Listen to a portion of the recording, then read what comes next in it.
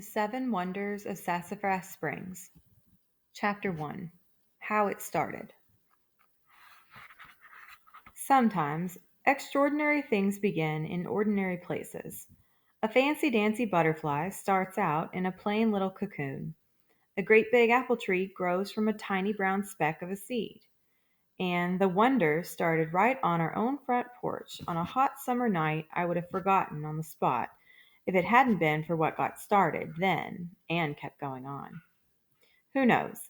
Maybe Columbus decided to look for a new world one hot summer night when he got tired of staring at the same old barn.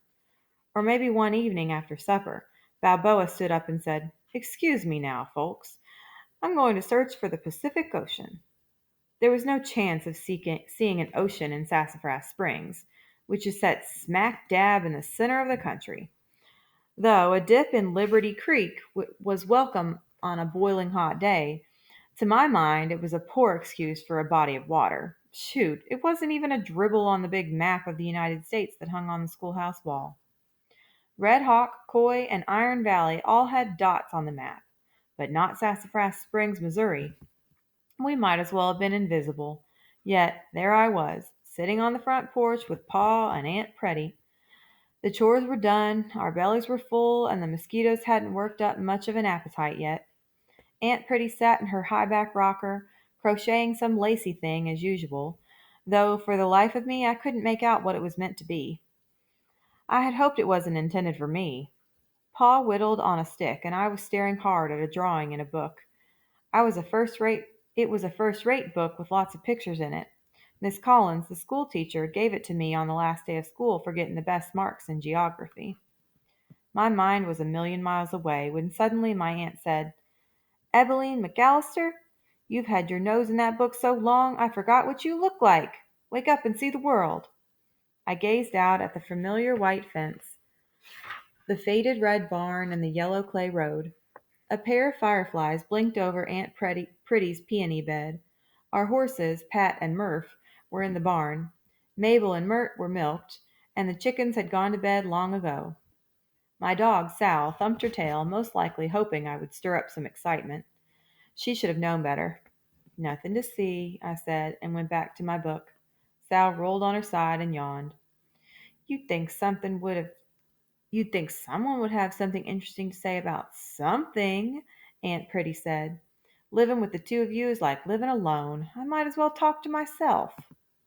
Although I didn't say it, Aunt Pretty did talk a lot to herself all day long.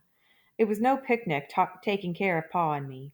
She moved in when Ma died 4 years ago, and did all she could. Still, it was lonely for her, because Aunt Pretty could talk your arm off, while Pa and I weren't ones to waste words. "What's so interesting about that book, anyway?" Aunt Pretty asked. "It's about the seven wonders of the world," I told her. "They built these amazing things way back in ancient Greece and Egypt and places." Pa blew the shavings off his stick. "What things?" he asked. I showed him the book, and he took his time studying the drawings. He read the names out loud, and they sounded fine. The Great Pyramid at Giza, the Colossus of Rhodes, the statue of Zeus, the giant lighthouse at Alexandria, the mausoleum at Halicarnassus, the temple of Artemis at Ephesus, the hanging gardens of Babylon. Big things, wonderful things. "We don't have anything like that around Sassafras Springs," I pointed out. "We do have the wash hanging on the line every Monday," Aunt Pretty chuckled. "Call it the hanging laundry of Sassafras Springs and put it in a book. There's your wonder." I tried to make her understand. These were important things in faraway lands. Aunt Pretty sniffed loudly. "Seems to me we have lighthouses right here in the USA." "Not like this one. This lighthouse could be seen for 30 miles. Fires burn behind the eyes. See?" I held up the page with a drawing of the lighthouse at Alexandria, but my aunt barely glanced at it. Pa calmly scraped away at his stick of wood. "I guess I could put some eyes up on the side of the barn, but I'm afraid the fires would scare the horses." I didn't give him the satisfaction of a comeback. "I suppose we all have notions that others might find peculiar," Aunt Pretty said. "Everyone except you, Pretty." Pa's voice was teasing like. You hush up, Cole, or I'll bake up a batch of Aunt Dessie's biscuits for breakfast. They both chuckled. What are they? I asked. Your Grandaunt Dessie always got her recipes all mixed up. She could never remember whether it was a cup of flour and a pinch of salt, or a pinch of flour and a cup of salt. So her biscuits were hard as rocks, Aunt Pretty explained. No wonder Uncle Jonah didn't have a tooth left in his head, Pa said, and they exploded into laughter. Though going without teeth didn't seem too funny to me. Yep, Dessie's biscuits were downright wonders, Pa added, and he and my aunt laughed even harder. That's not what I mean. I was getting seriously annoyed. I'm talking about things so special, folks would travel all around the world to see them. Aunt Pretty put down her crocheting and sighed. Eben, why do you spend so much time thinking about those foreign places?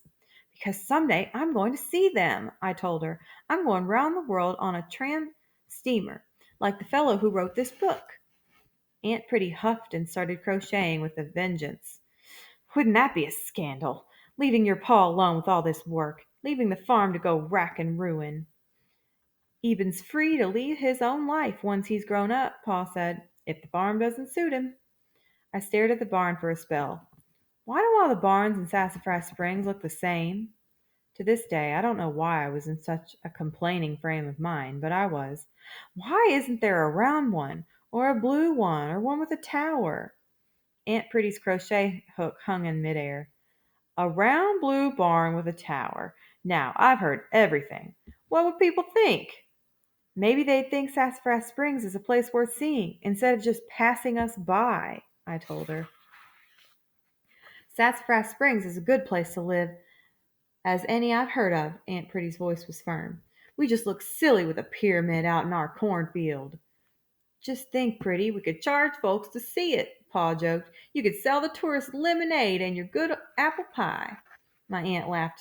I did not. Pa eyeballed his whittling stick again. That Egypt looked to be a mighty dry place. I wonder how they grow the crops to live on. They've done fine for all these years, I snapped back. A lopsided moon popped up in the dusky sky, but it didn't shed light on any wonders.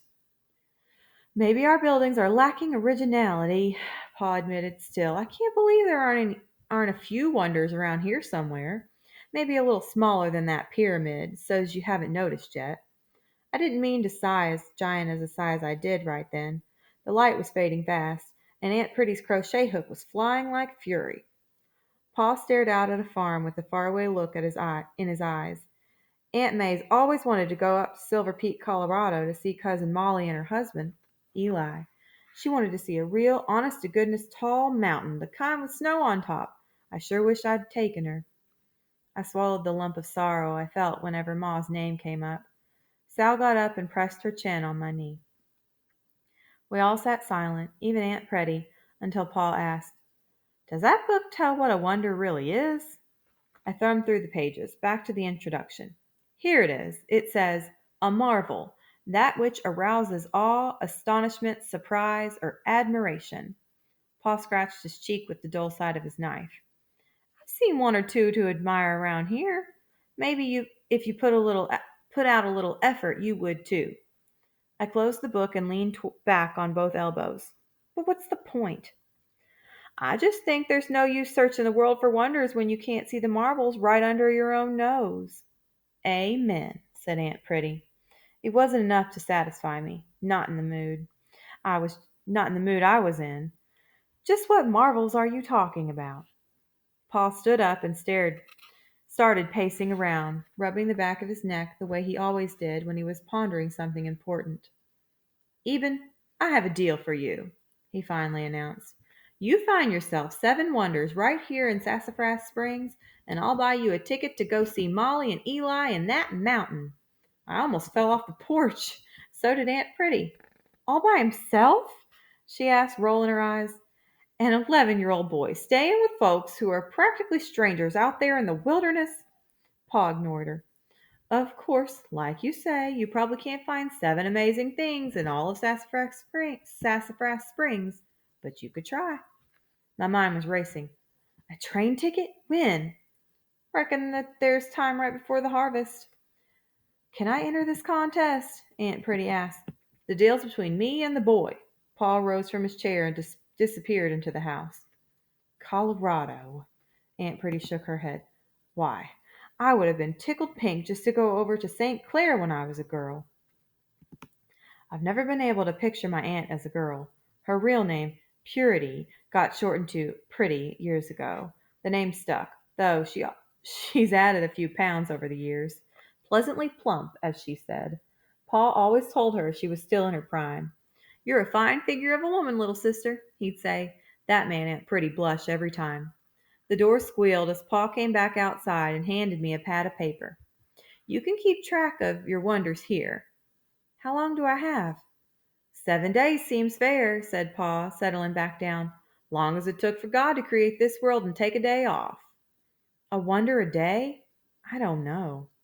At that moment, 7 of anything sounded like a lot, especially since if Sassafras Springs had wonders, they hadn't showed up so far. Still, I could already hear that train whistle calling. I could already see those tracks pointing toward the white-capped mountains of Colorado. I'll start tomorrow. I guess Columbus said something like that once, only he had said it in Italian.